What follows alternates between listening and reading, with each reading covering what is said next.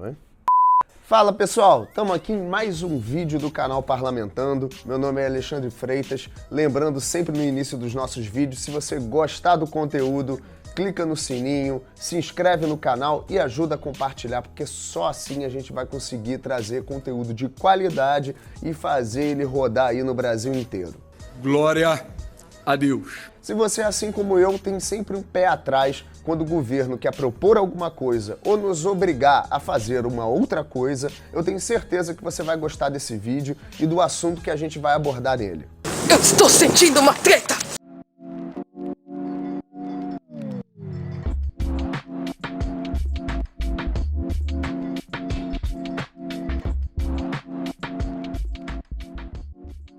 Hoje a gente vai falar sobre a política de salário mínimo, um tema que muita gente acha que é bom, mas que no final das contas acaba escondendo um instrumento de exclusão e de informalidade de toda a mão de obra que a gente tem no Brasil.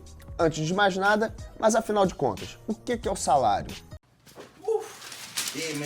Salário nada mais é do que o preço que o mercado dá para uma determinada mão de obra. É importante a gente pontuar aqui que, assim como qualquer bem ou serviço, a mão de obra do trabalhador está sujeita às leis de mercado. Então ela sofre o princípio da escassez e também está sujeita à lei da oferta e da demanda. Isso quer dizer o quê?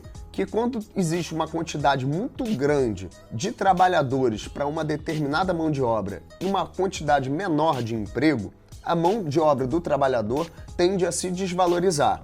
Por outro lado, quando tem um monte de empresa precisando dessa mão de obra e poucos trabalhadores disponíveis no mercado, essa mão de obra, obviamente, vai se valorizar. Ou seja, o salário ele não é uma escolha arbitrária de quem está empregando, e sim resultado de um fato econômico. Isso significa que tentar limitar o valor de um salário por meio de uma canetada, ou seja, por meio de uma lei, pode acabar gerando muito mais danos sociais do que benefícios para a população. Como bem pontuou o economista Thomas Sowell, o salário mínimo real é igual a zero. Mudar essa lógica por meio da canetada para uma lei de salário mínimo é a gente ver o mesmo efeito que a gente viu lá em 2012, quando a Dilma tentou tabelar o preço da energia elétrica. E o resultado foi inflação ao longo do tempo e a gente agora tendo que pagar essa conta por conta da canetada do PT. E nós não vamos colocar uma meta, nós vamos deixar uma meta aberta. Quando a gente atingir a meta, nós dobramos a meta.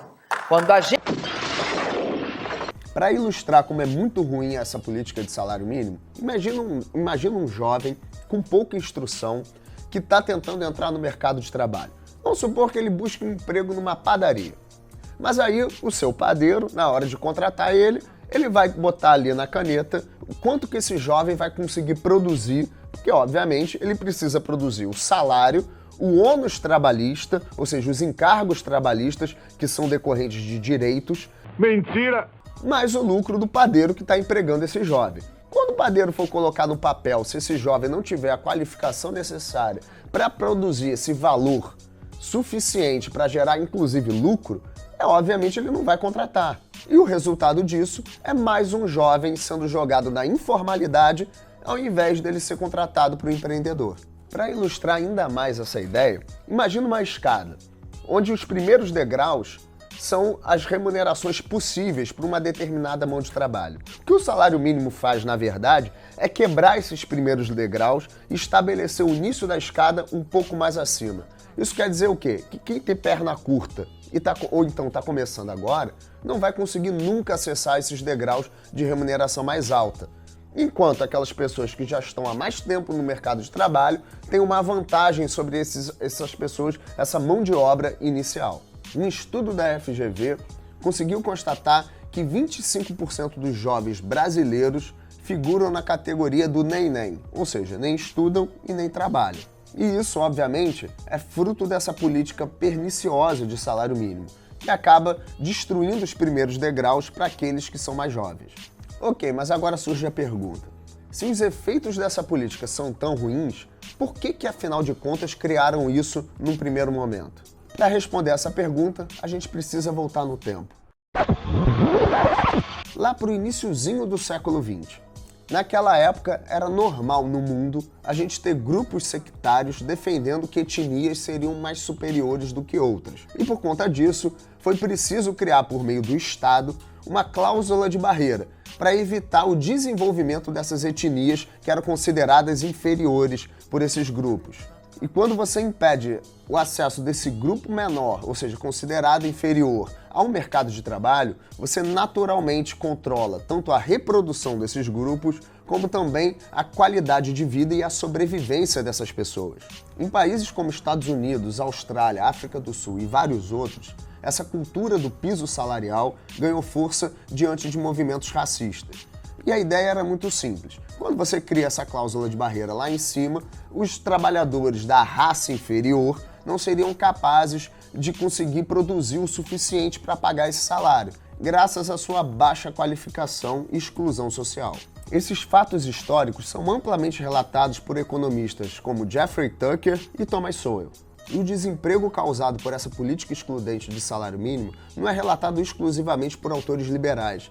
Autores progressistas, ou seja, de esquerda, também relatam esse efeito, como é o exemplo do Lord Beveridge. Já em terras tupiniquins, quem resolveu criar essa política de salário mínimo foi o ditador Getúlio Vargas. E promover as medidas indispensáveis ao bem-estar dos trabalhadores.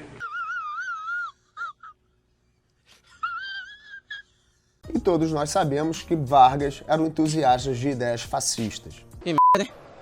Sabia não? Agora, se a real intenção da política de salário mínimo seria aumentar a quantidade de dinheiro no bolso do trabalhador, então por que a gente não aumenta o salário mínimo para 10 mil reais?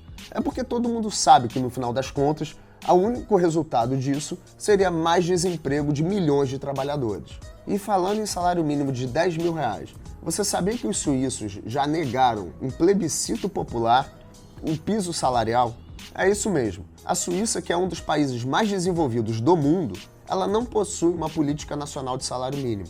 Estudos publicados pela Cato e por Cambridge conseguiram ver que países que possuem uma política nacional de salário mínimo tendem a ter mais desemprego, e com isso excluindo os mais jovens do acesso ao primeiro emprego.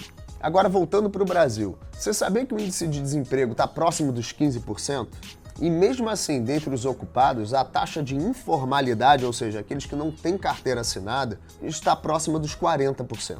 Isso quer dizer que o salário mínimo e os encargos trabalhistas jogam milhões de pessoas na informalidade. Uma excelente medida que está tramitando hoje lá no Congresso Nacional é a MP 1040 de 2021, que tenta acabar com o piso salarial de 5 categorias importantíssimas para o nosso país, mas que hoje estão sujeitas ao controle de preço estatal. Bom, pessoal, o objetivo desse vídeo era mostrar que algumas ideias que aparentemente no primeiro momento parecem ser boas, no final das contas escondem efeitos totalmente ruins e muito maléficos para a nossa sociedade. Obviamente que eu não quero afirmar aqui que nos dias de hoje quem defende um salário mínimo maior é eugenista ou então racista, assim como eram no passado aqueles que idealizaram a ideia de um salário base. Mas apenas demonstrar que muitas das vezes nós somos enganados por políticas que aparentemente são boas, mas que no final das contas trazem efeitos muito ruins. O ideal é nunca acreditar que uma canetada do governo vai ser mais competente para saber o que é melhor para a gente na hora de firmar um contrato, seja ele trabalhista ou de qualquer outra natureza. Então é isso, se você gostou desse vídeo, ajuda a compartilhar, manda lá para aquele teu amigo que adora defender direito trabalhista.